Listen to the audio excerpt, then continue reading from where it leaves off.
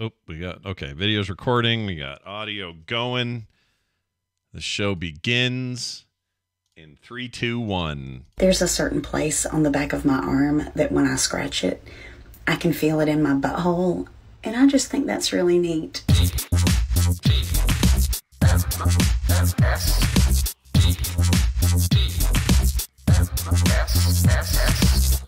The morning stream. No, you better don't.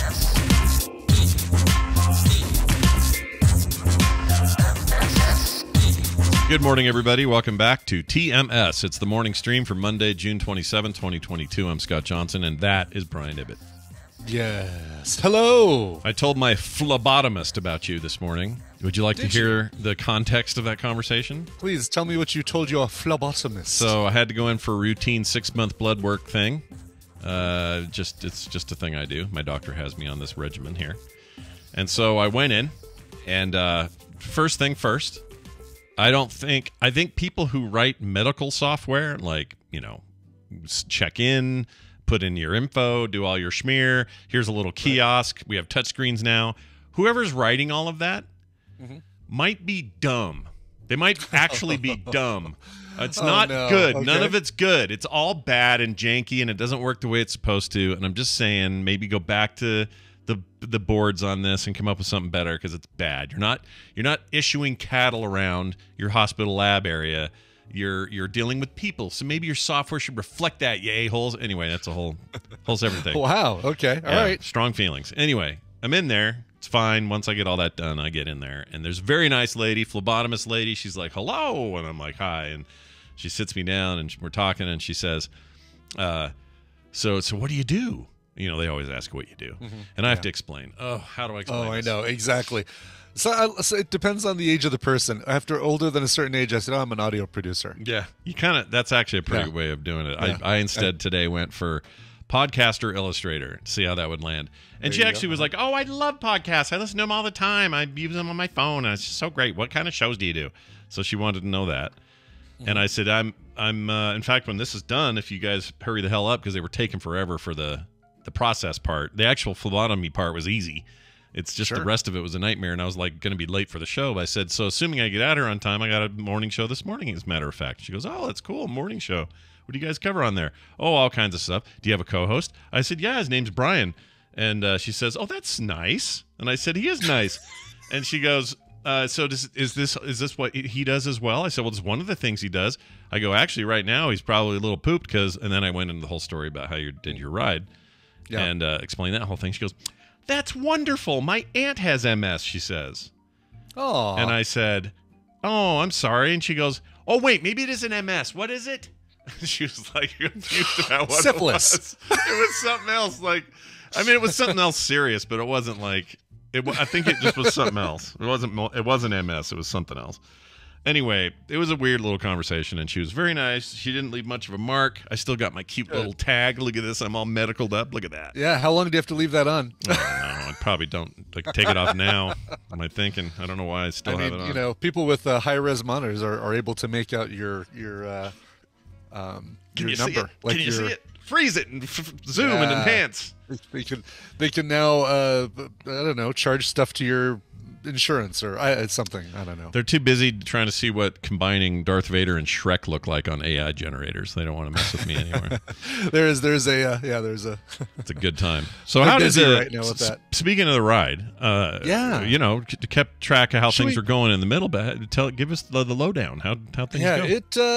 It's over now, thank God. So it's all right. Let's start at the beginning here. I mean, basically, I should start off with a big thank you to everyone for the well wishes, for all the contributions to MS. Because of you guys, I mean, I think I raised close to $3,500. That's great. Which is not the highest amount on my team, but was certainly one of the highest amounts in the entire Colorado group, which got me some VIP treatment. I actually...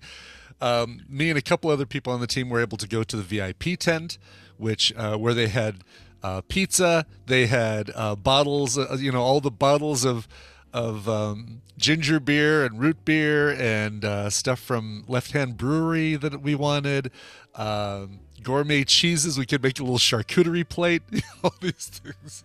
Yeah. So Wow. the VIP. So what I did is basically I just went in there. I took orders from the rest of the team, and I said, "All right, what does everybody want? Want a slice of pizza? You want sausage, cheese, pepperoni?" Damn. And then I'd like basically take orders, and I'd go from the VIP tent back over to our tent and disseminate all the stuff that people wanted. You were a big shot, is what you're telling me. I was a big shot, No. and here's just a couple things. So you were going to ask about the Chode butter. Let's just get this out of the way right now. The Chode butter was, as always, a godsend on rides like this. Single application, or did you have to reapply? No, Okay. I reapplied. Both days I reapplied at the midpoint stop, the lunch stop, Oh. basically. I was hoping you did that in the after I had my lunch. the by the way. VIP tent. Brian's soaping up his unit in the VIP tent is what I was The hoping. very important paint taint. Yeah. So no, that stuff. I'm trying to figure out a good way to describe this. Like, if you've got a balloon Yeah. with a couple of hard-boiled eggs in it, right? Yeah. It's a partial like an unblown up balloon, but it's got a couple of hard-boiled eggs in it, and if you've got two hard surfaces on either side of those hard-boiled eggs. Yeah. And the balloon, you don't want things to get pinched and No. yeah. No, you want them to move freely. Those balloons You want them and to the move eggs freely, within. exactly. Yeah. So you want there to be a lot of let's say Crisco around that balloon to just keep it from getting pinched anywhere. And Sure. there we go. So Sure. there's like a very vague, very subtle description of why we need Chode butter. Yeah. All right. So previous years, this is the 4th year I've done the race. Yeah. 5th if you count the unofficial 2020 when we made our own course and just did it ourselves. But in all that time, and you've probably heard me mention this, I've never completed day 2. Mm-hmm. One year we got pulled off because of lightning. Another year I did day 1 sick and got too sick overnight to do day 2 and actually put me out of contention for a few days. That was pretty bad. You were sick that was that pretty day. bad. Yeah. And then last year, because of the pandemic, they shortened it to a 1-day, 80-something mile ride. So it was a longer overall than 1 day, but not a 2-day ride. So this was the first time I'd actually completed both days. And can I tell you that, they joke around and say, oh, day 2 is the tougher day. Oh, day 2, you don't want to mess with day 2. All those people are friggin' jerks, and they're absolutely correct. Day 2, even though it's the same number of miles, and even though you're starting at your finish line and going to where the starting line was for day 1, you'd think, oh, well, it's really just going to be day 1 in reverse. No, they changed the course for day 2, right? So there's very little overlap between the paths for the 2 days. Right. And because of that, they stack. There's a term for this. I can't think of what it is, but they have 3 massive hills that you have to go on the second half of the second day. Like, you're already sore from day 1, and they're like, all right, so we're gonna have them go up the this Lowell hill, and then we're gonna have them go up the Anthem neighborhood hill, and then we're gonna have them go up Zunai, which is this like straight up. So that's not just a happenstance thing. Do they plan it that way? I think they do that on purpose. I mean, I don't know, but it feels like they do it to like say, all right, now you're really going to feel good about yourself at the end of this part because we're giving you 3 big hills to climb at the end of your second day when you're already exhausted from 1 day. It's a lot. And what I'll do is at some point I'll post shots of the 'cause Strava has this great diagram showing the hills and valleys and stuff that you do over the course of the 68 miles and where those things are. And you can see at the very, it's like, Did you ever get to the, as you went to the top of the hill, you went, this is it, I'm never doing this again. And then you get to the top of the hill and go, I'm totally doing this again. This is great. Oh, I'm never doing this again because you hit the next hill. Do you know what I mean? No, it doesn't ebb and flow like that. That feeling was never because of the hills. It was a feeling because of the way my, even with the Chode butter, lots of pain in that region right now. Like if I had a donut, I'd be sitting on it right now because it's a little on the tender side just because of my bike seat. I think I need a new bike seat that cradles my butt cheeks, as opposed to the one that has pads for my butt cheeks. Yeah, you want it to hold the butt cheeks. I want it to hold the butt cheeks and not jab two seemingly soft pads into my butt cheeks. Yeah. And then the bottoms of my feet, like my feet altogether through numerous points of the ride yesterday felt numb. Like, okay, and that's because when you've got the clip-in cleats, the center piece, like basically the center of the cleat that clips into your pedals, has to rest right on the ball of your foot.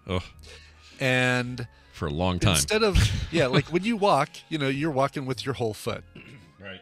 When you're pedaling, there is like one point of contact, and it's right on the ball of your feet. Where so like your toes are off the front, the rest of your foot is off the back, and that bar feels like it's separating, like it's basically cutting off circulation to one or both locations. Yeah. It's like a big little divider unit right in the middle of your foot. Exactly. So feet would go numb, and basically I would just switch my stance to I would slide further back in the saddle and then raise my feet to pull up the pedals as opposed to pushing them down I would do that for about 2 or 3 minutes if I'm like on a straightaway or a downhill, just to let some blood flow go back into my feet. So there's that. I'll also talk a little bit about the weather. When I say 55 degrees, you think, all right, well, yeah, that's kind of cool. Here, in Colorado, and probably in Utah too, that's like, all right, long pants, but probably still like a short sleeve shirt because you're going in and out of places, and maybe you wear a hoodie or something like that with 55 degree weather. Sure. When you're riding, it brings up a whole new set of challenges. So I started both days with sleeves and leggings that basically extended the length of my bike shorts and jersey, and they're removable. So, you have this extra little sleeve. Oh, they're separate on top. They're not. Yep. I got it. Okay. You don't have to get completely undressed when you want to go change that. That's exactly. good. I could even do it while I'm riding if I feel like it, but I usually just did it at the rest stop. Yeah. And then over that, I had just like a really thin, light windbreaker in case we got some rain. Yeah. And both days, and yesterday it was mostly Sunday, I wore the windbreaker from the starting line and then took it off at the first rest stop. Now, that windbreaker acts like an airtight container containing my upper half, my torso. Your torso container. My torso. Yeah. And if you've ever been in a sauna, those airtight containers that hold something warm that's exerting a lot of energy and sweating. Basically, when I took that windbreaker off in 55 degree weather, my jersey was kind of drenched. Yes. Yep. Gross, but yes. Gross, but yes. Yes. So going down those first hills at 20 miles an hour in 55 degree weather with a wet jersey, I'm glad that my jersey had a reinforced nipple area because otherwise I would have torn those things up. Yeah, that's a brisk bit of wind, isn't it? It is. That woke me up more than the cup of coffee before the ride. Yeah. A lot. Wow. Big shout out to a couple of people, the Kwans, Don and Tyler Kwan. They looked up and saw what the route was going to be, and it goes right by their house in Loveland, and so they brought out, and they actually made 2 signs that said "Go" and another sign that said "Brian." So when I went by, they raised up their signs and cheered me on and stuff, which was so cool. Yeah. And then there's a group of riders that are passing me at that point, seeing this and going, "What's the deal with you?" That's great. Yeah. It's like, I'm just, I'm known. I know people. People know me. Exactly. It's all good. And big thanks to Bobby and Stages Cycling, because between the two of them, we were talking about power, right? Like, figuring out what your sweet spot is in terms of power. Right. I got this Stages Cycling computer from a listener of the show, great guy in Boulder, who hooked me up with one of their demo units. Or I'm sorry, not their demo, but their brand new unit that they're releasing. And if you couple that with a cadence meter, so cadence is your pedal speed, how fast you're pedaling. Sure. I developed a technique, and cyclists, there are far more cyclists out there doing it for far longer than I ever have, who can probably say, yeah, Brian, this is totally what you're supposed to do. But what I would do, is I figured out my sweet spot for pedaling was 70 RPM. Yeah. And in my head, I would hear the Don't Fear the Reaper guitar lick, because the cowbell, that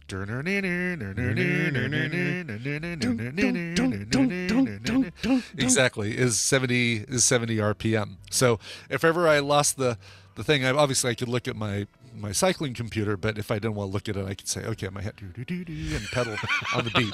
Did you say you didn't sing it just to make it easier for yourself? At times I did. Yeah, at you? times I actually sang it not just in my head, but out of awesome. my mouth.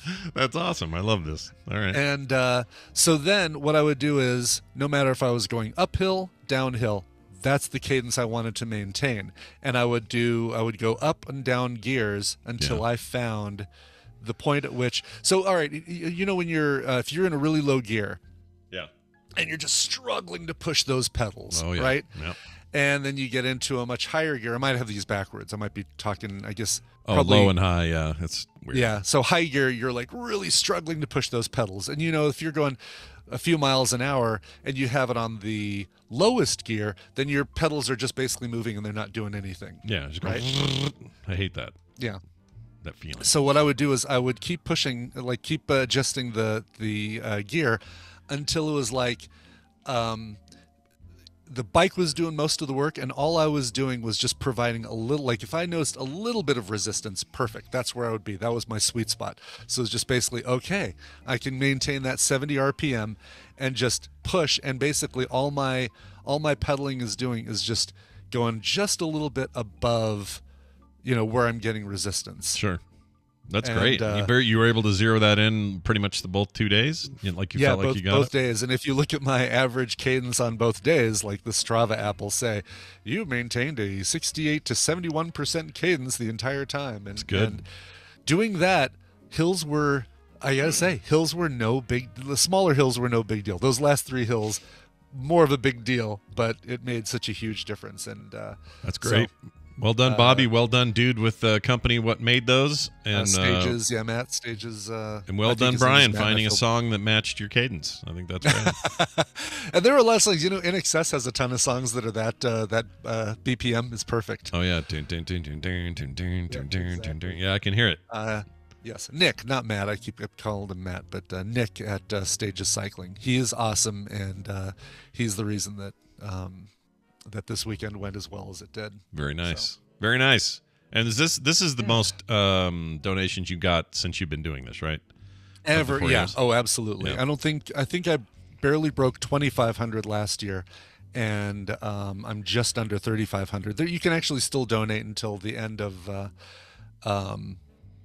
August. So if you still haven't donated, you're like, oh shoot, did I miss the deadline? No, you haven't missed it. You can donate still by going to tiny.cc/Bike Coverville 2022, and you can do that. Terminus in 1961 says, on the next Coverville, covers with the best cycling cadence. I actually you should do that. Really Why not? Close to, I dug out my DJ equipment. I actually have my DJ, you know, my oh yeah, you're in wiki turntables and a microphone situation. Mm-hmm. Yeah, because I was going to record a mix of songs and keep the cadence, like basically keep the beat, you know, without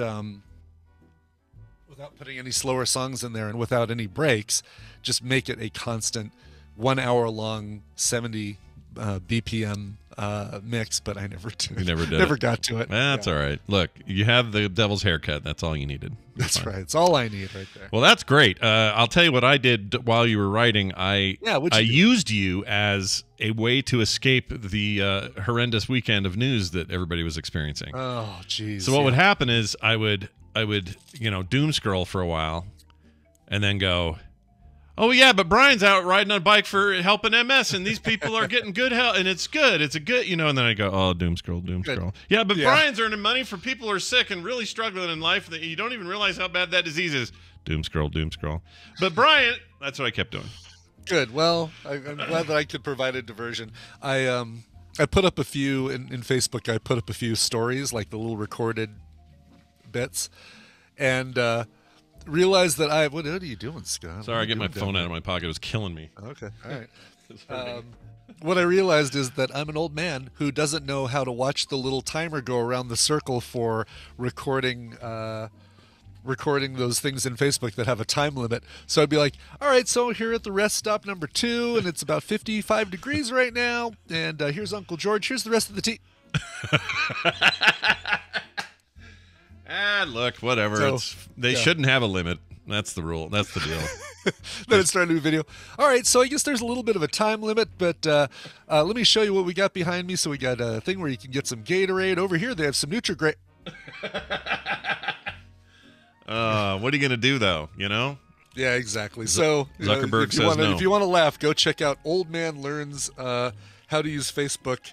Are those scenes? No, what are those called? Stories. Facebook stories. Stories, yeah. Because reels are also limited, but stories are the ones that definitely are, and they're ephemeral, so they're not there forever. So if you want to see Brian's, really? Okay. Stories don't stay forever. They go away after better hurry 24 hours, something like that. They might be gone. Uh-oh. They might be gone by now. I don't know. know. Be gone. I think you can set them like that was their answer to. Everybody started doing stories because they were trying to compete with Snapchat, and then I can't remember if Facebook's or Instagram's actually expire. I think they do. Gotcha. Anyway. Well, looks like at least one of them is still on there, so I don't know which rest stop that was. That was like one of the few where I actually wore glasses. I had my cycling glasses on. I took those off. I only wore those for about 10% of the ride because they were driving me nuts. They were like heating up, getting misty. Steaming up is steaming the word. Up. That's the word you're looking for. Steaming up. Getting misty. I like that better, though. Getting misty. They were getting misty because I was putting out so much heat. So much heat. Brian Heat. Yeah. Putting out heat. Well, good job. You did the good fight for a good cause, and thanks. This year's is over. If Brian does it again, give him some time before he commits, okay? Everybody? Yeah. Oh, I'll do it again. I have to do it for Barb. Yeah, do it for Barb.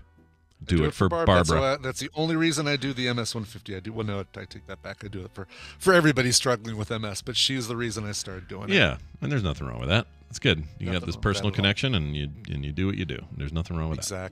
Exactly. All right. Well, on that note, that illustrious note, what are we? Oh, we're gonna do. Okay, so we are gonna play a game today. Dunaway's not here. Right. He's got a meeting, so he couldn't get out of it, and as a result, we're gonna go ahead without him, and it's gonna be just me and a listener. And so you're encouraged to call in as soon as you want to, 801-471-0462, if you would like to be a part of today's chicanery. Okay? So get that going right now. All right, we're going to play this little game. Let's find out who we got on the line. Hold on one second. Hi, who is this? Hello? Hello? Oh, sorry. Sorry, I had you muted. Sorry, who's this again? It's Jamie. Oh, Jamie. Hey, Jamie. Hey, you know what? You know whose TMS mashups, Jamie? Yeah, you know whose birthday it is. Apparently, there's like 12 birthdays in the chat today, but Jamie's birthday today. Wow. Yeah, happy birthday, dude. It is my birthday. Yeah. How does 44 feel? Just kidding. You're not that old yet. What are you anyway? 38? You're in your 30s still. You're a kid. Right? I'm 38 today. 38? Jeez. I mean, I know it sounds weird to say you're a kid, but that's how Brian and I see you now. You're just a kid. You're just a kid. Exactly. Yeah. You're a young man. Well, it's good to have you here. Are you calling from Canada or the International Space Station? It sounds really far away and quiet. Hold on. Let's see if I can crank you up. Here, now say something. Oh, yeah. You're super crunchy. Let's see. There you go. Can you hear us? Hey, hold on. I gotta take off my headset. Oh yeah, that headset. Okay. I think that's your problem right there. Something crusty going on. How's that? Oh, much better. Oh my God, so much better. Yeah, yes. Better? A million times better. The free Tim Hortons headset with any purchase is just not working. That's right. With every poutine, you get your headset. Crap. Well, no worries. We're gonna play a game. Brian, you want to explain how it's gonna work today? Because we're minus. The lag on this should be fantastic for this game. Yeah, we'll really enjoy this lag. Go ahead. We're gonna play a game of TMS High-Low. I'm gonna ask Scott a number-based question, and he's gonna give his answer. If it's correct, great.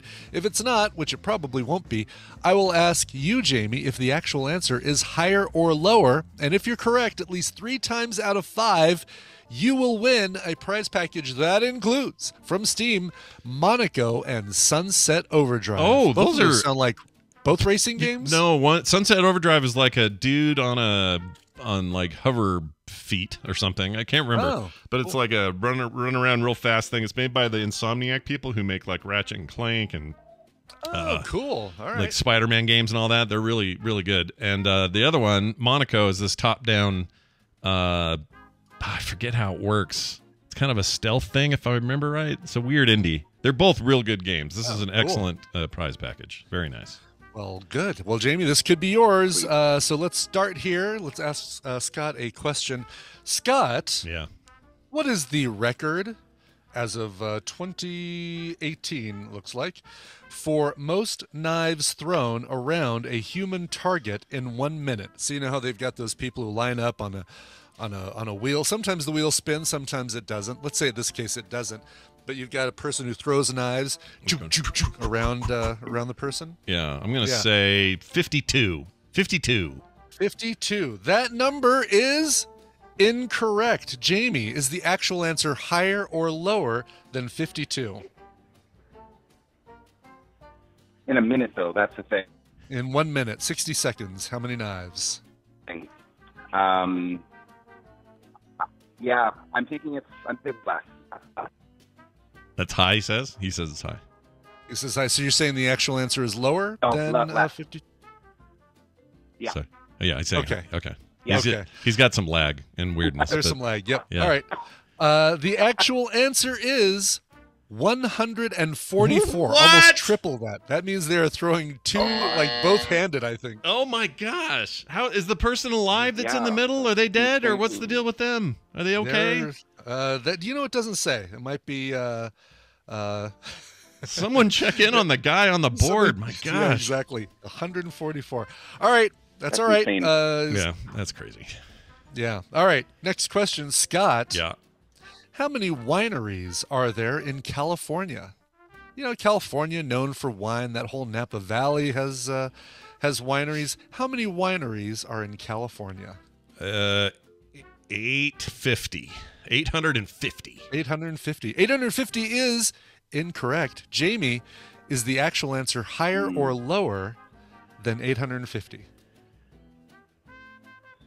Oh gosh, that's a big number. Let's go.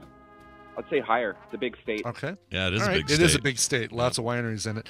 Yep. The actual answer is indeed higher. 4,391 wineries in California. That's a lot. Holy crap! Those of you living in Oregon, you guys are in second place with 774. Jeez. Second place? Is that much Second place down? is that much of a gap between first Wow. and second place. Yeah. That surprises me. Are there any? And if that's second place, I guess there's nowhere else in the nation that's anywhere close. That's crazy to me. Yeah. I thought there was a bunch of winery stuff in. What am I thinking of? Like not Boston, maybe somewhere in Massachusetts. Washington has wineries. They have 772 wineries in Is Washington. it mostly a Western Coast thing? Like we Yeah, don't. I think Okay. so. There's wineries in Colorado in the San Luis Valley over by Grand Junction, Yeah. but nowhere near this number. All right. Well, All right, so Jamie, you got 1 point. All you need is a couple more. We got a few more questions. Scott, Awesome. yeah. how many Munchkins were cast for The Wizard of Oz? Oh. So I mean, you've got your main ones, right? Your Lollipop Guild and your mayor, but then you've got you got a few behind the front of the stage, basically in the background. How many Munchkins were cast for The Wizard of Oz? And it doesn't just count little people cast. We're talking about like kids and whoever, right? It's just Munchkins in the I movie. think they were all little people. Yeah. Well, I thought there were some kids. Maybe not. All right. Maybe not. There's some little people kids. They're all kids at one point, right? I guess. All right. I'll oh geez. Let's see. This is old Hollywood. Things were cheap. Yep. I'm gonna say 300 Munchkins. Okay. The 300 is incorrect. Jamie, is the actual answer higher or lower than 300? Oh, there's a lot of weird stuff that went on with that movie. 300. I'm gonna have to go lower. Lower than Okay. 300. All Okay. right. Lower than 300. According to Turner Classic Movies, there were 124 Munchkins Damn cast. it! He's Wizard right of Oz. again. Just killing it. No, that's good. Yeah, he needs to be right. Yeah. Each munchkin made $50 per week. However, Toto made $125 per week. Is that true? That's not true. That is 100% true, thanks to Turner Classic Movies. The dog made, well, obviously as owners. The dog made more than twice as much. That's insane. That's crazy to me. As each munchkin. Yeah. All right. Including mutton chop sideburns, how many U.S. presidents sport facial hair in their official portrait? How many? How many? So, jeez. 46 presidents, 46 official portraits. How many of them have some sort of facial hair? I'm going to go with, I think it's probably lower than I would think. So I'm going to say 12 of them have beards. 12 presidents is absolutely correct. Whoa, what? Well done, Scott. Are you kidding me? I'm not kidding. That Complete gives a point to Jamie. So Jamie has won the prizes. Yeah. We'll play this out for the last question here. That's crazy. Well done on the accurate guess. Do you have a list of the actual the 12 people?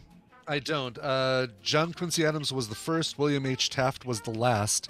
The last president to have facial hair in their photograph was Taft. Portrait was Taft. Yeah, none since. Crazy. Because you think about, like Kennedy and Nixon and Carter. Nixon should have rocked a beard, man. Just a big totally should have rocked a beard, right? Big old Nixon beard. That's so much cooler when he's going, Here's the list. J.C. Calhoun found the list. List of presidents with facial hair. John Quincy Adams, Martin Van Buren, Zachary Taylor, Abraham Lincoln, Ulysses S. Grant, Rutherford B. Hayes, James Garfield, Chester Arthur, Grover Cleveland, Benjamin Harrison, Theodore Roosevelt, William Howard Taft. Now, Harry S. Truman, his official portrait doesn't have facial hair. No, but he sported facial hair at some point during his presidency. He sported facial hair at some point. Yeah, I have never heard of, what was the name? Hold on. You mentioned a name I just have never heard of. I've heard of every name here Taft, except Harrison, Chester Grover A. Cleveland. Arthur. I've never heard Arthur. of that dude. This is the first time I've heard of one of our president's names. I'm embarrassed. Everybody else. The only thing that he can really add to his claim to fame is that he signed an executive order to list potatoes as tubers. Great. Yeah, that's great. That's the only thing. Good job, old man, Professor Arthur. That's just horrendous to me. Arthur. I don't know. That's so weird to me. When did he die? Weird. 85. Died 4 years after he served. He only did. No, he died in 86. His presidency was 1881 to 1885. Oh, my bad. Yeah, I'm looking at the wrong thing. I never heard. I feel like I failed history. That's insane. Okay. Yeah. Well, Jamie, how do you feel, dude? You won. Hey, we got one more question. Oh, we got one more. Sorry. Yeah, we got one more question. Yeah. But Jamie has one. But let's play this out. No, I know. Yeah. How many people attended history's largest free rock concert? So free rock concert, anyone can attend. How many people attended said concert? And you're not going to tell me what concert it was, by any chance. I'm not going to tell you what venue concert it was. Yeah, or what venue. Or I'm the guessing venue, it was none of that outdoor. stuff. It's probably outdoor, which makes it a lot more big. I'll tell you that. more it was out. It was an usable outdoor space. concert. Okay. Yep. It's outdoor. I'm going to Yeah. say 100,000 human beings. That number is incorrect. Jamie, take another guess. Is the actual answer higher or lower than 100,000? Well, I'll tell you, when we do the fireworks in Vancouver, like the tiny ass beaches that we have here, we can fit 500,000 people. So it's definitely going to be higher than 100,000. Really? Ah, it's too many damn. right. It's too many damn people in one place. That but is yes, too many damn people. Yeah. That is correct. Yeah, the highest number. This was December 31st, 1994. A free concert staged by Rod Stewart at Copacabana Beach in Rio de Janeiro, Brazil on New Year's Eve. Attracted an audience of 4.2 million. What? Yeah. For him? Why? What is his deal in Brazil? He must be like Hasselhoff in Germany or something. They do assume that a few of those people just turned up just to see the fireworks display at midnight. But yeah, guess so. That's weird. What a weird. I would have, if you just said Rolling Stones or said U2 or said A million other. You could have said Billie Eilish. I would have believed you, but freaking him, Rod Stewart. Yeah. The hell. All right. Do you think I'm sexy? I can't even think of another song. That's the only one I can think of. What else is there? Come on. You're in my heart. You're in my soul. You're in my house. Get the hell out of here. That song. Jamie, you've won, and we play this when you win. Winner, winner, chicken dinner. That means these keys, which are not region locked, they work anywhere, including Canada, will be sent to you by Brian. You know how to get a hold of him. I do, yes. So do that. He'll send those to you ASAP. And does that make your birthday better or worse to know that you won today? Oh, it's better, and TMS always makes it better. So there you go. Yeah. Well, very nice. How could it not be better? Well, Jamie's a genius and makes amazing stuff. You'll hear more of that later today when we play one of his mashups. Jamie, happy freaking birthday, man. And we'll see you next time. Thank you. Bye now. Sounds good. Bye. How come it won't hang up on him? I don't know. Oh, okay. All right, there's the end of that. Now, this wouldn't be a TMS show if we weren't bringing you the hot breaking news of the day. It's the news, and it's brought to you by... Brought to you by DZ Nuts Chode Butter. Paint your taint with DZ Nuts Chode Butter. 4 out of 5 cyclists recommend it, and I don't want to meet the 5th. No. Who wants to meet that guy? Nobody. I don't. I don't want to be anywhere near that dude, to be honest. He's the one who's going down the road going, My nuts! My nuts! My nuts! All right. Here's your story of the day, your first one. Oklahoma in the news. And no, okay, listen, everybody. I'm trying my hardest to be a positive force for laughter and fun this week. Sure, yes. Because the alternative is a nightmare. Because the world is, or at least the country, is slowly moving backwards. Yeah, I would say rather quickly in the last couple of days. But because of that, some people are like, well, what are they going to do on the show? What are they going to talk about? No, we're not. We're not getting into it. We're going to try to be the one place in all your consumed media where you don't have to deal with it. Okay? Yeah. The one place where we talk about guys doing dumb stuff to alligators or whatever happens to be in the news. Okay? So I'm just letting you know ahead of time. That's why. As a matter of fact. If you want to hear me get mad, follow my Twitter account. I've been plenty mad. All right. Yeah. Oklahoma man leads authorities on pursuit. He got found hours later hiding in cow manure. Oh, well, there's a good way to hide. Ugh. Unfortunately, he was still found, though, right? Yeah, he was still found. Unfortunately, you're right. I don't know if they hosed him off or threw some of that Shawshank powder on him. You know, they do that whole thing. Right. Yes. Is that still a thing they do? Do they throw that? I have no idea. It's a delousing powder, right? Isn't it? Yeah. What does that even mean? Sure, they do. What is delousing? Oh, lice. Is that what that is? Yeah, I think so. Probably less of an issue now, or maybe they have a different way of doing it. They just use Rid and a fine-tooth comb. Spray you with Raid. That's what they should do. Just spray you with Raid.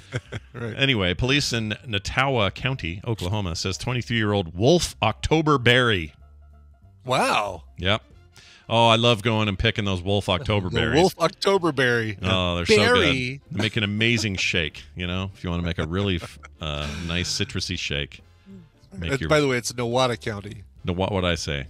You flipped around the T and the W, so Notawa. Dope. Berry. All right. Well, berry. Nonetheless. Wolf Octoberberry.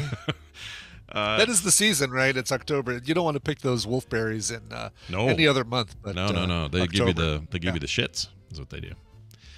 They initially fled from officers who were attempting to make a traffic stop for not wearing a seatbelt. Barry sped away from the officers and drove down a county road before crashing and continuing to flee on foot. Authorities say Barry was located days later, or later that day, rather, after hiding in cow manure for several hours. Barry had been charged with eluding police, running a roadblock, possession of stolen property over $1,000, and possession of a firearm and a commission of a felony, according to deputies. A loaded 9mm semi-automatic pistol was found in Barry's truck, along with stolen property he allegedly acquired from burglarizing 2 nearby properties. The story is weird because I just finished Barry, and it's weird saying Barry so much. Oh. Wolf Octoberberry hid in a mountain of shit and came out smelling like shit on the other end. On the other end. That's the other thing I always want to say about Andy Dufresne. When he came out of that thing into the river, which implies that the sewer system from the prison just pumps itself into the river. There's no way Andy Dufresne was clean on the other side. I understand the metaphor. I know what they're going for metaphorically. Of course, yes. But he's covered in poo. Yeah, but then it's not even like it means both things. No, it only means the thing you're saying. It only means that he came out clean, washed away from Shawshank on the other side. Yeah, that's true. Although it did rain on him, and maybe that helped. I don't know. I just can't help but think that after that, he went into that bank, right? All gussied back up, cleaned up. Right. He was getting all of his fake money out and everything. Did the lady just kind of go, ooh, what is that? Where are you headed? Zihuatanejo? Thank God. Where are you going? Mexico? Oh. Yeah, good. I hope you're not taking air travel. Because don't let the door hit your ass on the way out. Recycled air is just not going to work for us. Anyway, Barry sat in that manure, and boy, hats off to a criminal who can handle that, I guess. Good job. Yeah, no kidding. Speaking of crocodiles, or I said alligators, but I mean crocodiles, man fought off a charging crocodile with a frying pan, and the video went viral. And somebody posted it, because when you were talking about people doing weird stuff with alligators, somebody posted it. Captain Kipper posted the video, and it's fantastic. Is it this actual video? I have not seen this. Is this the one from the story that he posted? It has to be, because I can't imagine this happening more than once. Why isn't it running for me? Oh, here we go. Okay, so there's your gator. And there's your dude. He's got a frying pan. First question is, why does he have a frying pan in the first place? He doesn't look like he was cooking anywhere near there. Yeah, what is That's great. He goes down there, whacks him in the snout twice, sends him on his way. This is why we're at the top of the food chain. We have frying pans. It's like Donkey Kong Country 3 is what we're watching. Yeah, I got to see this part where it's like, why are you down there? Yeah. Well, gators. What a shot, though, man. Boy, yeah, he got him on the beak. Yeah. Good. Is that what that's called? Snout, probably. On the snout. Yeah. But the two, and it isn't until the second shot that the alligator says, okay. Yeah, he's like, all right. And even the way he turns his head, like, I'm going this way. Anyway, this guy did this. His name is Shane Chambers. They were trying to leave the lodge of the owners. They were in a lodge, and the owner has a pet crocodile. They're just trying to get out of there. Oh, okay. So he went out with the pan with the intent of kind of waving it and scaring it. This pet, yeah, all right. Yeah, this guy's pet says when we were leaving the island via helicopter and the croc was blocking the path, the owner was worried about our safety. They got Croc Blocked. Yeah, Croc Blocked. Oh, this is the owner. This is the guy that actually owns the thing. Gotcha, hit it. Okay. I'm not that justifies hitting an animal. I'm not saying that. Anyway, he went to get the frying pan just to shoo the croc away. Now, I noticed as he walks out the door and walks down there, there's like a little bit of egg or something left in that frying pan. Is there? I'm going to go scroll. But yeah, go back to the start of that. He's got like some breakfast in there. Here, look, chat. You think? Really? Yeah, look at that. What is that? No, I think that's the silver bar around the handle. Is it? It looks like a little lump of goo in there. Here, if you go back to like early on. Yeah, there's something in that pot or that thing. Before the first swing, because it definitely, if it's no, even earlier when he's like going down the steps. Oh, this video doesn't start with the steps. Oh, you don't have that. I'll go to the Fox Orlando video because. Oh yeah. The one I'm looking at has a whole sequence where he. Okay, yeah, where he walks down there and has a plate full of. Oh yeah, this one shows the whole thing. Okay, I'm only seeing just seeing the last little bit. That's how they get you. Fox 35 Orlando and your multiple commercials that I don't want to see. Yeah, my blocker worked for me, I guess. I didn't see any of those ads. It's in Australia. Anyway, so that's what you do. You take a frying pan with you, and your pet will leave. Wow. One final story. Nothing to do with any. This sounds like I'm pulling it out because of certain things happening with our national or our federal Supreme Court. But an Ohio attorney who is in the Supreme Court of Ohio. If you guys aren't familiar with how this works, every state also has a Supreme Court of their own. It's a lower court, but that's the deal. He is indefinitely suspended from the Supreme Court of Ohio because he has repeatedly been caught driving naked. Oh. Yeah, with his wiener out. Repeatedly, even. Yep. Wow. Supreme Court of Ohio indefinitely is the word I'm trying to freaking shove out of my face. Suspended in Hamilton, Ohio attorney for repeatedly driving naked and exposing himself to other motorists. This is during a 2018 traffic stop. He was charged with public indecency and reckless operation of a vehicle when it was discovered that he was driving nude. I hope the car does not have black leather seats. No, ain't nobody want that. I don't want that. No. The suspension is in effect today. It's based on a subsequent complaint filed by the Butler Bar Association in June of 2021, which alleged that Blavelt is his name, had been convicted of 3 additional counts of public indecency since the first was suspended, or since he was first suspended. So his sentence includes fines, a total jail sentence of 14 days, and probation terms ranging from 2 to 5 years. So that's a great guy you want on your local Supreme Court. Yeah, you want driving you to work. Yeah, I wouldn't be surprised if I'm not going to say it. Never mind. I hope they throw the book at him. And, I hope they throw the book at him and aim right for his naked crotch. That's what I'm saying. All right, we're going to take a break. When we return, we'll have Steven Schleicher with us because it's Monday and that's what we do. But we don't have music yet, so Brian will have to bring it. Brian, what do you have here? I brought it. Brand new album coming out August 3rd, courtesy of Moon Boot Records. Those, big silver moon boots. This is from a band called Child Seat. Their new album is called Bad Holiday. These guys are from, let's see. Oh, wow. In the middle of recording this album, Mizachi, one of the guys, Madeline Matthews and Josiah Mizachi, he fell ill with COVID, so he was bedridden for weeks, climbing the walls. He did instrumental tracks at his house and then sent them to Madeline, who recorded vocals, and they finally released this, put together this album. The first single is called Is This the End? No, I'm sorry, If This Is the End. Here is Child Seat. Son of a bitch. Son of a bitch. Son of a bitch. Shit. Hashtag you go, girl. You feeling 100? Yeah?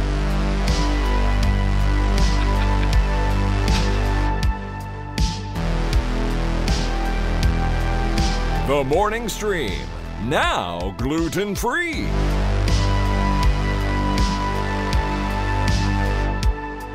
All right, we're back, everybody. Hey, remind me who that was. That seemed like a nice song. Yes, that was Child Seat is the band from their brand new album, Bad Holiday. That's the first single called If This Is the End. I think that was a weird decision when they're all sitting around as friends going, what do we name our band? I don't know. How about Child Seat? Right, yeah, exactly. They're looking around the room saying, Child Seat? Yeah. One of us has a kid. Let's just name it Child Seat. That's a weird name. Well, you run into problems where it's like, there's already a band called this or a band called that. Nobody's going to be called Child Seat, so they've locked it in. What I don't understand is how many we're running out of car names. So I understand band names can add a bunch of thes and operating words and things to kind of change up how your band is named, and so you can get away with that for a really long time. Like nobody's named, the Wet D-pad. That's a weird. I just was looking at a controller. You were looking at your 8-bit DOE controller. Yeah, I was looking at it right here. But we have the same one. Right, look at us with the same 8-bit dues. Yep, awesome. Woo. Look at us. I love this thing. It's great. I do too. I use it for all my retro games. Anyway, point is, what was I saying? Oh, you were talking about band names. But cars are screwed. They're running out of names because you can't do all the operators. You can't go the Magnificent Accord. You have to call it the Accord or an Accord, or it's just Accord. And they don't. What else? We're done. Sorrento. Yeah. I don't want Sorrento on my. That's why Audi is like the A5, the A6, actually, the A7. That's a great idea. Yeah. You know what, Audi? You got it. You did. They figured it out. Yeah, it's like Chicago. How they keep naming their albums Chicago 12, Chicago 13, Chicago 14. Exactly. It's just it's no one who names their thing the new iPad. Apple, you dummies. I know. Or new Super Mario Brothers, Nintendo. Yeah, Nintendo. That was also stupid. All right. Steven Schleicher is joining. Crap. Hold on. There he is. Okay. Steven Schleicher entering the call as he does each and every Monday. And we play this little thing for him, and then we're off to the races. Steven Schleicher. Steven Schleicher. Hey, look who it is. It's Steven Schleicher joining us all the way from Hays, Kansas, in the home of MajorSpoilers.com. Steven, welcome back to the show. Good morning, Scott. Good morning, Brian. Good morning. Hey, man. Listen. Hey, dude. How do you feel about oh, I just forgot the name of it. Shit. Oh, The Boys this season. How do you are you watching it? Are you keeping track of that Haven't business? watched a single episode. Of any of The Boys ever? Of any season? No. I watched the first season of The Boys, and I really, really liked it. When season 2 came around, there was this feeling of, maybe it's just because of the time period it came out, who knows. I was just kind of sitting there going, I don't know if I'm really ready to watch The Boys season 2. And then there's this weird thing with me. So you have to bear with me on this. Okay. I don't think people should worship Darth Vader. I don't think people should sit around thinking that Darth Vader is the coolest. Sure. I don't think people should be excited about stormtroopers walking around a convention center. And so when it comes to The Boys season 3, and I've read Herogasm, so I know what goes on in that. Yeah. Sure. And then I see all these people going, oh my gosh, the Boys is so awesome. This is the best thing ever. These guys tell it like it is. And I'm just like, see what you mean. I'm sorry. I don't think that I want to watch that show because you're not a large portion of the audience probably does get it. But there's another large part of the audience that thinks that this is a venue for hero worship. And that is not the point of The Boys. And so, no, I haven't watched it. Definitely isn't. I am enjoying the season. Oh no, and if you want to enjoy it, that's fine. But yeah. If you're going around talking about how any of the characters is the greatest. Yeah, if there's, I mean, none of the characters, even Wee Huey towards the end of the series, is not a great person. So no, they're terrible people. They're all terrible people. Yeah, they're all terrible. Starlight is not the only good person on that. The only true and good person on that show. Yeah. In the comics, she goes places, but you're right. In the show, they paint her with a much lighter brush. They definitely paint her with a exactly. So I just figured out what I can relate this to. This is like people who unapologetically and unironically think that Rick from Rick and Morty is awesome. Yes. And they're missing the point of what Rick is. Yes, so, he's a broken human being that... Yes. Yeah, he's effed up. Another good example is the Joker. Yeah, and you can like these characters for what they are. Like, I love Stormtroopers. You can tell I got like 50 of them behind me, but it's not... It isn't me going, oh, man, I love the oppressing army that takes advantage of the... that's not me. Yes, you can like Darth Vader for being a bad person, for being evil and being vile. He's a cool and having villain. Yes, he's a cool villain. But for people that are like, oh man, Darth Vader just really knows what's going on, dude. And like, I think we should all follow Darth Vader. Or even those morons that are like, if you want people to accept the police, just have them dress up in stormtrooper uniforms because everybody loves stormtroopers. And it's like, I think you're literally missing the point there. All of this said, when I'm out on the road and I'm stuck in traffic, I start to kind of say, maybe Thanos is onto something. Yeah. Only in traffic, though. Only in traffic. Only in traffic, yeah. We had a few of those this week. Man, I feel like people are driving worse than ever. I don't know what's going on. Something's in the water. Anyway, well, Steven, it's good to have you here. We're going to dive into a couple of things here. For example, Tim Sale passed away. One of the greatest comic artist creators, I think, ever. I mean, if you've ever read The Long Halloween, Batman The Long Halloween, you'll immediately know how just striking his work was. Just an amazing... All of his art is very striking. And if you haven't read The Long Halloween, you've certainly seen large portions of it in the Heath Ledger Batman movie. Yeah. Because there were large sections of that were just lifted. The whole Harvey Two-Face bit was directly from Long Halloween. The burning all the money stuff was all from Long Halloween, that kind of stuff. Yeah. Yeah. He is unique in the space and died way too early.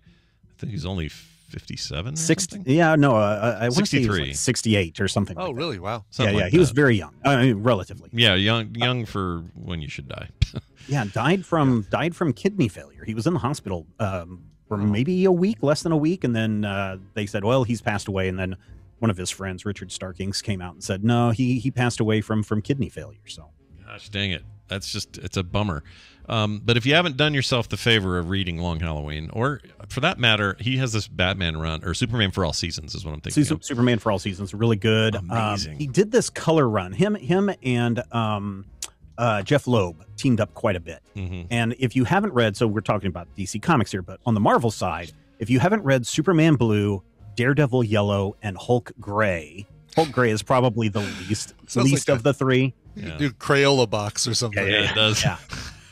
but definitely go and read Spider-Man Blue and Daredevil Yellow. They are fantastic in the stories that they're telling. Spider-Man Blue, Spider-Man is reminiscing about Gwen Stacy after her death, and this is after he and Mary Jane are married. That's kind of where it sets in the timeline. Oh, interesting. And he's reminiscing about how awful it was, hence the name Blue. How awful it was that Gwen Stacy had to die when he was totally in love with her. So yeah. Well, it's a really, I don't know, it's a loss. His work is so interesting because I look at it and there's a simplicity to it. At the same time, there's a complexity to it. It's just it's hard to describe it. But kind of one of a kind, and super sad to see him pass. And everybody seemed to love him, like all these other comic creators. Like, that dude is awesome. I cannot believe he passed away. And it seems like this is just a string of high-profile comic creators lately. Neil Adams, George Perez, Tim Sale. What the heck, man? They need to slow that down, slow that roll. I know time passes, but whatever. Okay, Secret Invasion news. Get ready, everybody, because your invasion's about to be secret. What do we know about this? Because so Samuel L. Jackson was on Jimmy Kimmel Live a couple of weeks ago. And they were asking, what are you done with Secret Invasion? And he's like, no, I got to go back and shoot some stuff. But then Kevin Feige came out and was like, okay, here's a little tidbit of news on when Secret Invasion takes place. It takes place between the last two Avengers movies.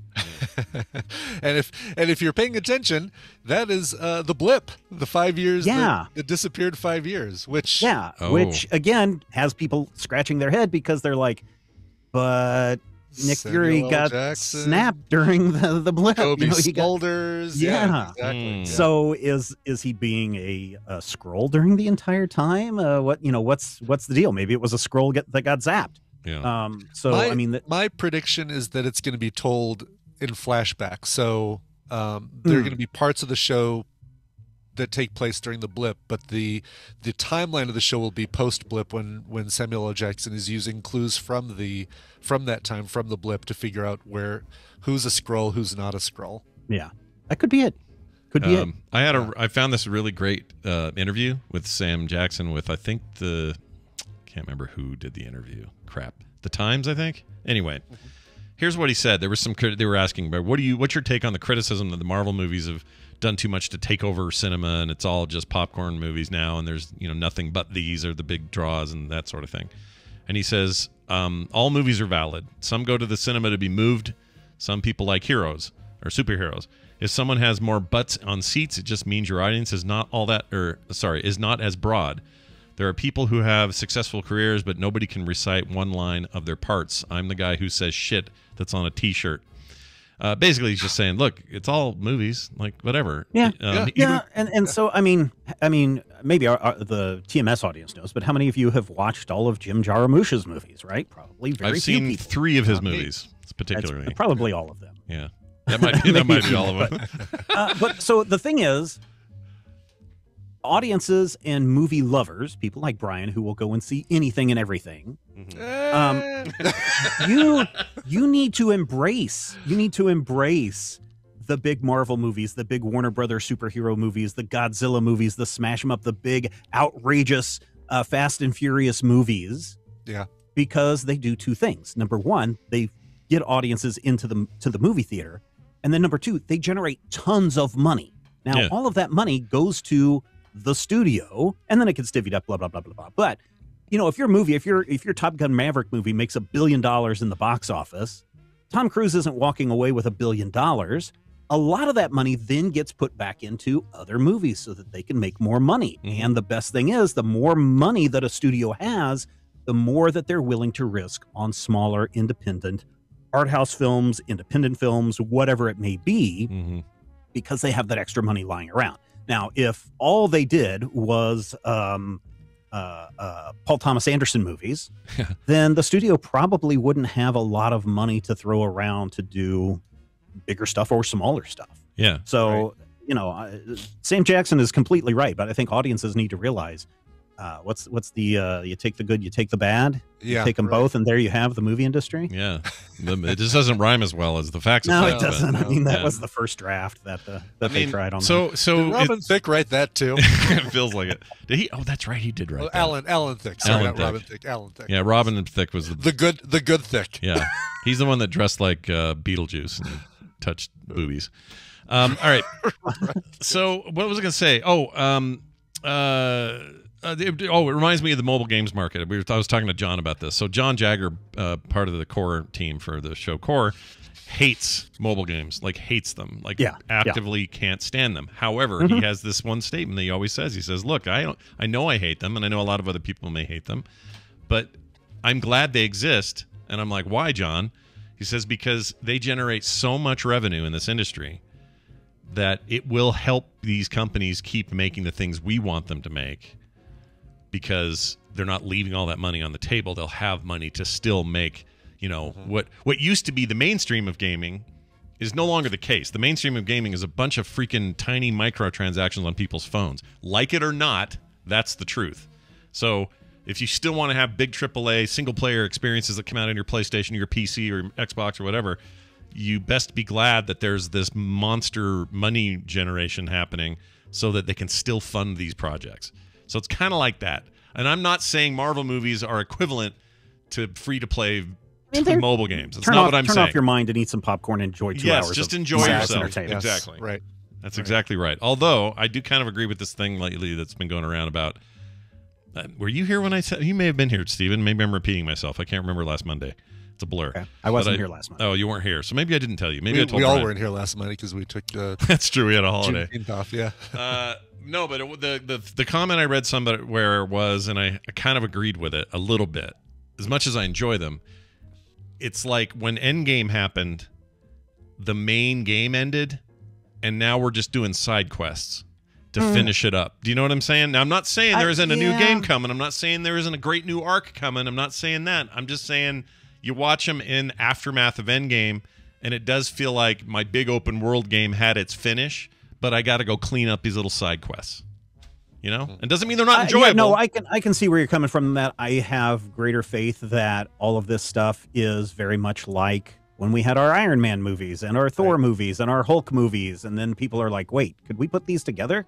And then suddenly you got Avengers, and then it built into something better. So I think what we're doing here is a big, let's introduce the world to these new characters, Shang-Chi and young Hawkeye and new Black Widow. I agree. Ms. Marvel, all of that stuff. Yeah, we are all waiting for that moment where they say, "Okay, it's all been leading to this," and like, "Oh, okay, this is great." And certainly, unfortunately, the pandemic didn't help any of that stuff. So that's why it may feel like, well, when are they going to get to the point of this fourth stage or phase 5 or whatever that they're in now? And it's because they just haven't been able to push that agenda forward, and so they're doing this stuff that is relatively safe. But if you follow it, there, especially in the Winter Soldier thing, there's a lot of stuff going on in that and the Hawkeye thing that starts to point to, oh yeah, there's something nefarious going on just around the corner, and we're not going to show it to you just yet, but we will in time. And I think with what is it? What's the Demolition Crew? In Ms. Marvel. Damage Control. Damage Control, yeah, sorry. yeah. Yes. Different group. DC, still DC, but different DC. Yeah. Sure. Yeah, with what's going on in Ms. Marvel with them, there's a lot of government freakiness going on in this phase of the movies and TV shows. Could the big bad of Phase 4 end up being Super Skrull, and that's why we get the Fantastic Four intro? Yeah, And I'm sorry. Yeah.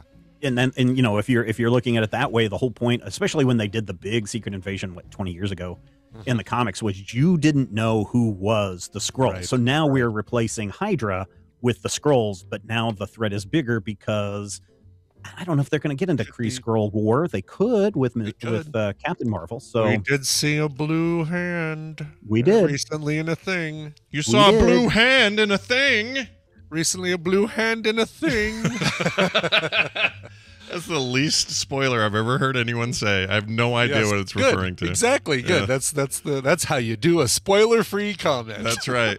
A blue hand and a thing. Amazing. This is a blue arm. Yeah. A blue arm, even better. Whole arm is better than just a hand. All right. Finally, the 3-body problem. This is not a thing. I have not read this. I have no idea what this is. So fill us in, because I guess Netflix is getting a deal. 3-Body Problem is a trilogy of books by author Liu Zixan. I don't know how you pronounce his last name. He's Chinese. It's a Chinese author. Really going into science fiction that is really Chinese in its depictions and stories. So if you go in and read like the first volume, you can very much tell that there is a communist bent in what's going on in here, and that's kind of part of the point of the story. But this story, especially in the first book, which is what I believe the first movie is going to be based on, is this, can't really call him a reporter, but a guy who kind of uncovers a secret alien plot that has been brewing for like 50 years, and the group behind it, it's going to be told in flashbacks from the present of somebody trying to uncover this, and flashbacks to the secret society and how the secret society was formed. That was, let's welcome our alien overlords kind of thing. So it's going to be really tense, but I'll be honest, I read the first book because everyone was like, oh, Steven, you got to read the 3-Body Problem and that whole trilogy. It's super awesome. And I finished the first book and I was like, yeah, I really don't really care for it that much. There's a lot of VR stuff in there, but there's also a lot of math and science going on. Because the idea behind the 3-body problem is, yes, we can easily calculate the orbits of 2 bodies in space. But when we start getting into 3 bodies in space, it becomes very hard to figure out what the heck is going on. Yeah, and then what if you had 4 and then 5? I know, what if 5? Right? And so it gets really interesting, especially with the 3-body problem as it relates to these aliens in space. Here's the thing. Netflix bought a version of the 3-body that it's coming to the Netflix series, I believe, as a television series in like 2023. There's a Chinese studio, Tencent. They are releasing their version of the movie towards the end of this year, I want to say. November of this year, I want to say. And the cool thing is, you don't have to wait for Netflix to debut it. Tencent is going to release this officially on its YouTube channel. So if you want to go and see this Chinese movie, you'll be able to do it without having to travel to China or waiting for it to come out on VOD. Apparently, it's going to come out on day and date on their YouTube channel. So there's a weird mix of animation and live action in this thing. I noticed. I was watching part of the trailer. Yeah, because the whole point of the guy that's in our present is he is figuring out what's been going on, because he goes into this VR system where the 3-body parable plays out as, you know, you're trying to figure who the secret society is by getting higher and higher and higher in this virtual reality game. But as you play this virtual reality game, you really are seeing the history of this alien civilization. Interesting. Okay. Well, it's I don't know. It was very difficult for me to get through it, and I was really into it. And then by the time I was done, I was like, yeah, this is a really good start, but I don't think I'm going to be continuing on with the other 2 books. And it looks like it's fairly mixed. I'm looking at the chat. It looks like it's fairly mixed from people in the chat as well. The French term ménage à trois is French for the 3-body problem. I don't know if you knew that. I mean, not if you do it more right. or less. Yeah. Not if you do it right. The 3-body advantage. Yeah. See, yeah, one man's problem, another man's advantage. Or lady, you know, whoever's there, whatever. Anyway, hey, Steven, these are great. And as always, you can find this sort of stuff over at majorspoilers.com, which is a great resource for all things pop culture, comics, and more. So do check it out. Steven, what's going on the network you want people to know about? This week on the Major Spoilers podcast, we're jumping back into European comics this week with a look at Tintin and the Secret of the Crystal Spheres, which should be interesting. It's doesn't contain as much racism, problematic racism, as in previous installments. In fact, I think we skipped Tintin in Africa just because it's just like, no. Yeah. But this one is actually the first part of a much larger story where Tintin is trying to uncover, is there really a curse of this Incan mummy, and who's behind it? And then part 2, they go to Peru, I believe, and stop all the ne'er-do-wells. Were you surprised there was no Tintin follow-up to that? The movie did all right, didn't it? I am really surprised because that movie is really good. I think that it didn't do well in American audiences with a Steven Spielberg name attached to it. And so everyone was like, oh, well, if Steven Spielberg can't get Tintin to work, there's no reason for a sequel.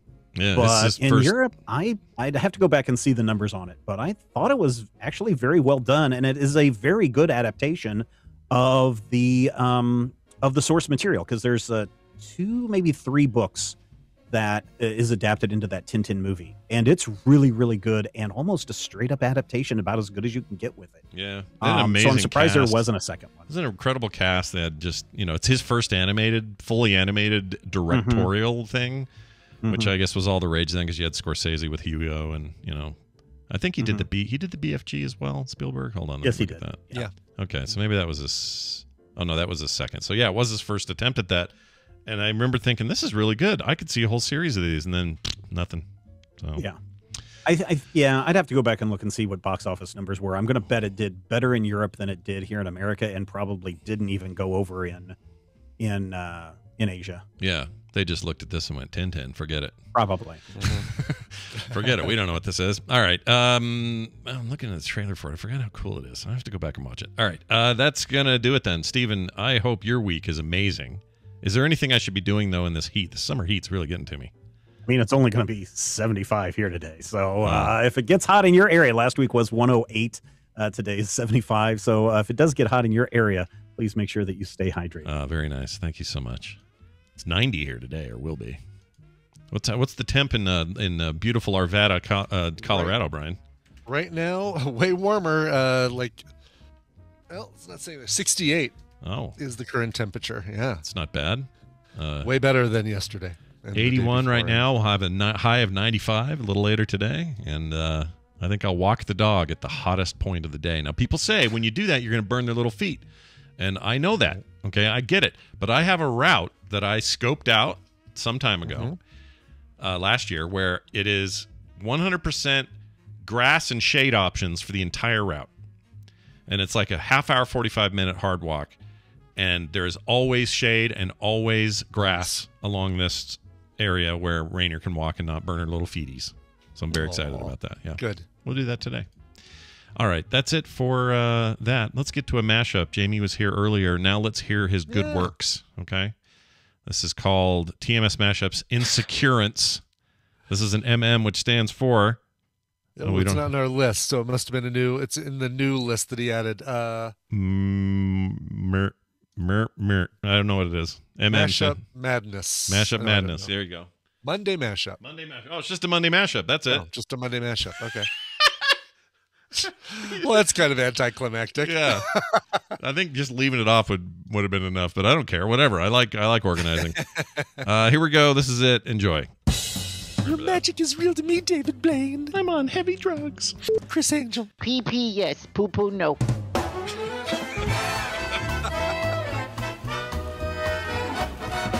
All right, Mr. DeVito. Give me your big, nasty club foot with freaking 400 years of goo on it. Put that giant toe in my mouth. Oh, you didn't clip your nail this time. It snagged my cheek. Hey, you know the thing about prostitutes, it's the only profession besides burger joint waitress where you lean into a car window to get things going. I get no respect. No respect. A bottle of lube. Normally you get lube for, it's an orgy product. That's right, because you like a human centipede situation. A lot of people, yeah. It was so good, and I don't even like ramen eggs. I don't know why I'm talking like this. Brian, you can stick your whole in there. Just stick it in, and it'll go blip, blip, blip. Darn near killed me, Scott. Darn near killed me. Hurt him, may as well killed him. No, wait, what's the phrase? Rectum. Damn near killed him. I forgot about the rectum part. How's that possible? That's the most important part of that joke. Yeah, you can't leave that out. He was burning used toilet paper Saturday while living in a Coconino National Forest. Is that right? Coconino? Yeah, Coconino. Right. Felt like one if I got it wrong, it'd sound really bad. Coconino. Oh, no. Ah! I can't stop on it. It's my poop. We decided to cut it open, and we found a foam ball, part of a fish, and the other object. The other object. The fish was about this big. Yeah. It was a monster cake. I don't think I could eat a dildo fish. You're gonna help make him sweat, baby. Gotta make you sweat. Lose control. Something in your booty. I don't know how it goes. And then I thought, well, I haven't done that since then. Like since the 80s and 90s, maybe the 90s. I have not put mouth to in that amount of time. Insecure.com. Nope, just Insure. How did I read Insecure there? Hold on. Oh, paging Dr. Freud. Yeah, no kidding. Okay, well, that's Insure. You're right. Like insurance. Not insure like the weird drink my grandma insecurance. read. Yeah, not insecurance. Insecurance. Yeah, you need. It's not legal if you don't have car insecurance. Oh, man, those are some good ones. Are. I actually remember a couple of those conversations for once. I do too. Yeah. For once, the stuff that was in context, we remember the context. Weird. Who knew? Yeah. Who knew? Hey, Patreon people, the month is almost over. It's what? Only a few days, a couple days, whatever it is. And then July. I know it's just coming too fast, man. So if you haven't gotten in already before the end of the month to get this month's benefits, do it. Hop on over to patreon.com/TMS and find a level that suits your needs. There are plenty to choose from and lots of great reasons, including just $1 a month if you want, just as low as $1. Go cheap if you have to. You know, we get it. We know sometimes times are tight. Got to go cheap. Yeah, and we haven't kept up with all this inflation at all. No, we have not adjusted our prices for inflation. No, we haven't. The restaurant I like to go to my wife with all the time. The other day, I go in there and their menu has a big old disclaimer up top. It says we've had to increase our prices by 18% or whatever it is because of this shortage of people, higher wage, all these reasons. And I'm thinking, man, TMS, what are we doing? We're leaving it right where it is. Okay. Yep. Get for in there. You. Yeah, for you. It's now one of the cheapest things you can ever pay for. So if you like the show, check it out. frogpants.com/TMS for all the details and links to our Patreon. The morning stream at gmail.com is our email address. We'd love to get your feedback, so please keep sending that. And now we exit with a song provided by Brian Ibbett. That's right. And we've talked about him all damn episode long because it's his birthday. But Jamie, TMS Mashups, wrote in and said, hello, Shift 50 and Bogan. Oh, all right. I don't know what shit 50. What does shit 50 mean? Shafifi? Oh, Shafifi? Shafifi. Oh, hold on a second. I'm copying and paste this into our Discord so I can read it better. Because I have it on a different call or a different color. Oh, shifty. Shafifi. Oh, there's an F in there. Shafifty. Okay. Shafifty? All right. Shafifty. All right. Sure. Why not? And Bogan, the Mashup Man is turning the ripe age of 38 today, and wouldn't you know it, I'm even in the chat room with you all today. It's been one hell of a year for me and my family, but as always, my Frog Pants family is always there for me to pick me up. They sure are. I love every one of your faces, and I'm blessed to celebrate my birthday today with all of you. Now, enough chatter. It's time to let the cover master do what he does best. But first, Scott has some clips to sort. I want 10 clips in a row alternating laughs and farts. Oh, my gosh. Really? Yeah, I guess so. Oh, geez. Okay, let's see how I can do this. Yeah. All right, so we got laughs. Laughs and farts. How quickly can you do laughs and farts alternating? Jeez. Okay, so let's see what we get here. We're going to go farts. Okay, so we have a list of... Oh, geez. Okay, so you want alternating and then just 10 of each or 10 total? 10 total. Five farts, 5 laughs. All right, so here's... let's start with laughs. All right, one guy. Here's farts. Kids always think farts are funny. Okay, this is just for words. Oh, there was a laugh in that one, too. Yeah, they also had a laugh. There's Seth Green. Kids Where is the bathroom? I would like to powder my cheeks. Okay, and then there's another... Where...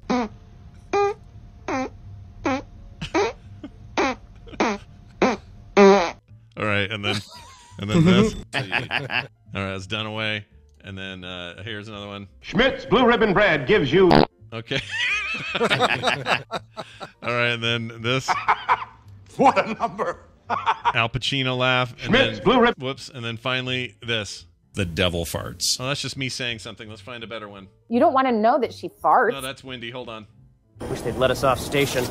Air up here's just recycled spacer farts. I can't find any more farts. All right, it's as close as you get, Jamie. It's all I got, bud. It's as good as it's going to get. Yeah. Thanks to both you and Scott for all that you do. I'm proud to call Frog Pants my home. Hug the yellow snow bro, Jamie, a.k.a. TMS Mashups. So he says he loves him some hard-hitting drum and bass, or EDM. Well, I've got just the thing for you. An artist named Ramses B released this single just a couple of years ago, 2020, a cover of one of my favorite EDM instrumentals of all time, a song called Children by Robert Miles. This one adds that whole drum and bass that you like. Here is Ramses B and Children. This show is part of the Frog Pants Network. Frog Pants Network. Get more shows like this at frogpants.com. Oh, ooh, bye, Billy. Oh, you do a really good version of that stupid little rat thing.